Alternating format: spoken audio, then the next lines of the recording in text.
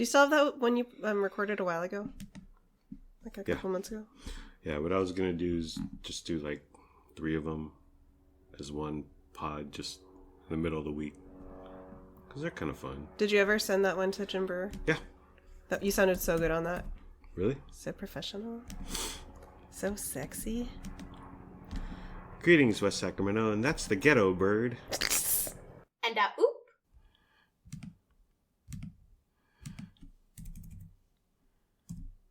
So, if you're just joining us, I took a shower, and I was rifling around my clothes to pick something to wear, and I was looking for a pair of white shorts I have. They're just like normal basketball shorts, and I couldn't find them. I was like, where did they go? And then, oh yeah, Luna borrowed them.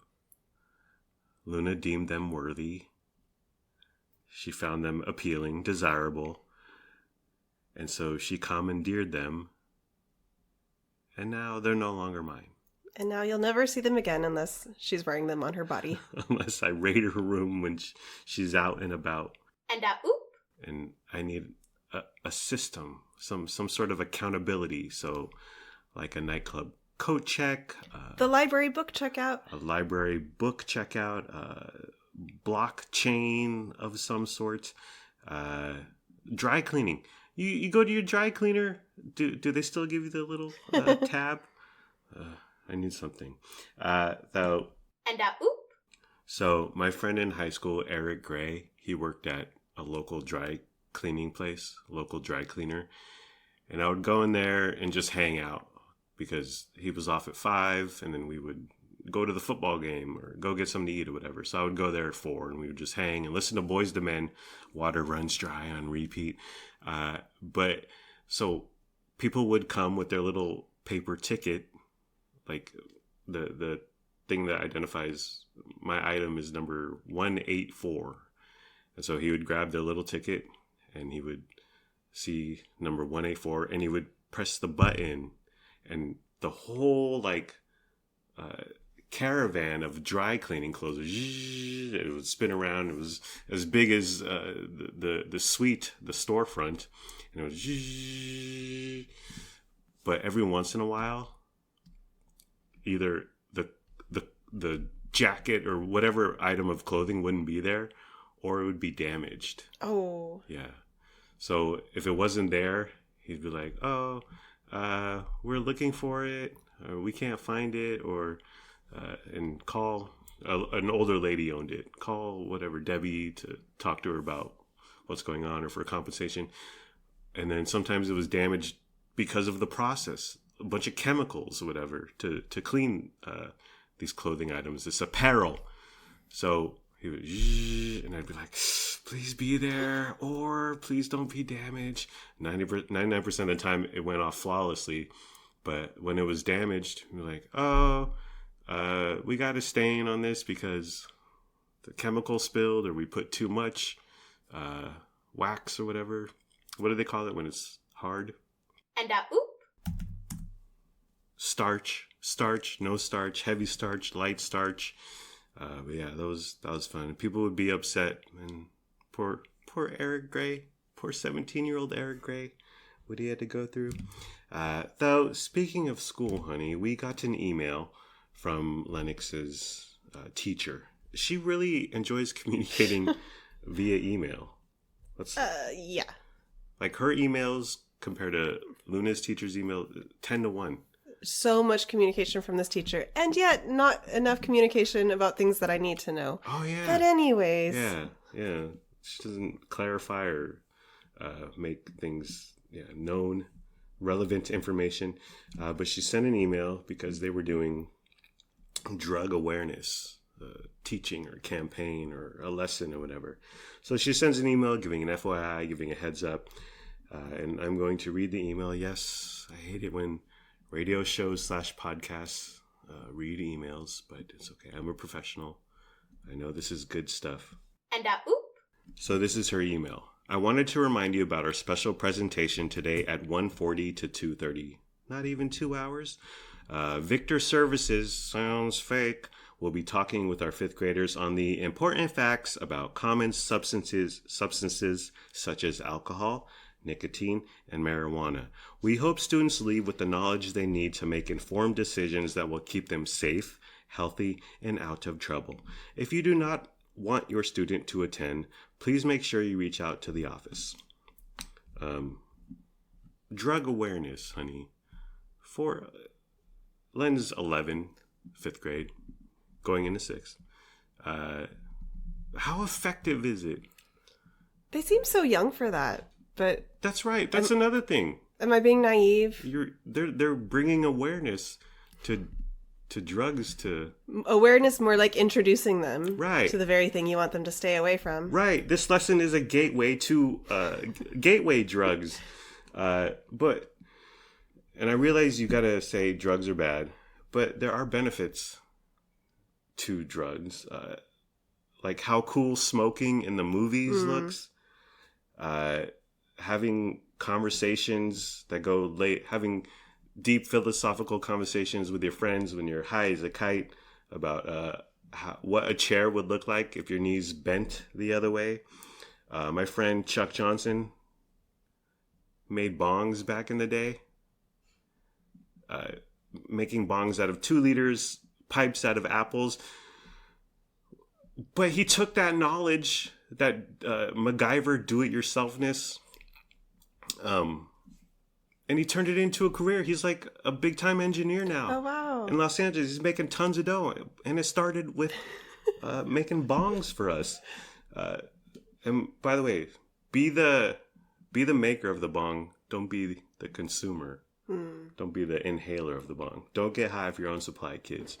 I remember just like going to parties and drinking, and you just have idiotic conversations, but they're fun. Like my friends and I, we would talk about going to Reno. So 9 p.m. we're like, let's go to Reno. We're wasted. Let's go to Reno. We're going to Reno tonight. Sounds safe. Let's go to Reno, which is just an hour and a half from the Bay Area, whatever. We're going to Reno. Let's go. And we're kind of like one-upping each other. Let's go right now. Get in the car. We're going to go. And these conversations would go until 4 a.m. We're going to Reno. Let's go to Reno right now. And we never went to Reno, but it was just... So are you concerned that the content of this drug awareness program would not include all these positive aspects of it? Yes. And when you say something is bad, something is off limits, something is only negative. Lang, can you close the door? And oop. When you say something is negative and bad and hands off, don't touch, this will only endanger you. It's kind of appealing. It's kind of cool. Like, ooh, how bad is it going to mess me up? So it makes it more likely to try it. Yeah. Or maybe abuse it and just go overboard. There's truth that when you forbid something, that only like makes it more desirable, or you're more intrigued by it. Exactly. Do you remember the Just Say No campaign? Yeah. Just Say No to Drugs. It was huge in the 80s. Was that effective? It was ineffective. No, that wasn't effective. The Red Ribbon Week. Oh yeah. Yeah, I don't think that had any bearing on anyone one way or another. You're gonna do it, or you're not gonna do it, and so you're encouraging schools to take a more nuanced approach to Yes. drug and alcohol abuse. yes. The Just Say No program. I remember they had posters up in our school, and they got celebrities to tell us to stay away from the drugs. And the 2 celebrities I remember was one NBA coach, Pat Riley, who led the Lakers in the 80s to championships and Showtime and Magic Johnson, James Worthy, all that stuff. And he was telling us to just say no, which is fine if you're an NBA. Well, the NBA guys are the biggest weed smokers. And oop. Maybe if you're striving towards the NBA championship, maybe lay off the weed. But I'm not Byron Scott, okay, getting an alley-oop from James Worthy or Kurt Rambis. So maybe I'll smoke a little wacky tobacco over here, because I don't need to be a top-tier, world-class athlete. The other celebrity I remember is Lou Diamond Phillips. That's right. Richie Valens, La Bamba. Yeah, La Bamba, Richie. Valenzuela was our dad's name. and a oop. I mean, I don't know Lou Diamond Phillips, but I'm sure he's experimented, as we all have. And a oop. Ladies and gentlemen, our next guest vomited today. Oh, God. What do you have to say for yourself, Frankie? Nothing, because you're ashamed, as you should be.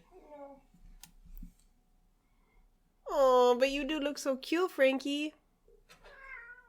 Oh, Frankie. And a oop. So are you saying that the schools just shouldn't even bother? Or do you think that there's no way that they can say drugs are bad, but hey, they're also kind of good? Well, they can't do that. There's positives and negatives. Like, is social media bad? Sure, but it's also good because people can express themselves or find a community or whatever. And Lou Diamond Phillips, whatever happened to him? I mean, he struck gold with La Bamba and then he didn't do anything. No. Are drugs to blame? Yes, maybe. Exactly. Or they're not to blame. He didn't do enough drugs, honey. Do you remember when our torrid love affair first began, honey? We wanted to smoke cigarettes for some reason. Yeah, neither of us smoke cigarettes, but we always talked about it. Like, oh, we're gonna go buy a pack. Right. Well, it's like a trip to Reno. Yeah, we imbibe. We like a little bit of Michelob Ultra. We like the cervezas. But we would always talk about, like, let's go buy a pack of cigarettes. Let's go buy. We're gonna smoke. And it never happened. Why didn't we ever achieve that goal? Because it was dumb. We were just talking. It was like, because you just say things under the influence. You don't mean them. Just say no, or sometimes say yes. You got to work on this ad campaign. There is hope with dope. Okay. there can be hope with. It's like food. Okay, people abuse food. People. Cars kill 30,000 Americans. There's good and bad. So saying something is all bad, 100%. All things in moderation. Exactly. Alrighty. Well, are we done, honey? Yes. Okay, we're done. Oh, bye-bye.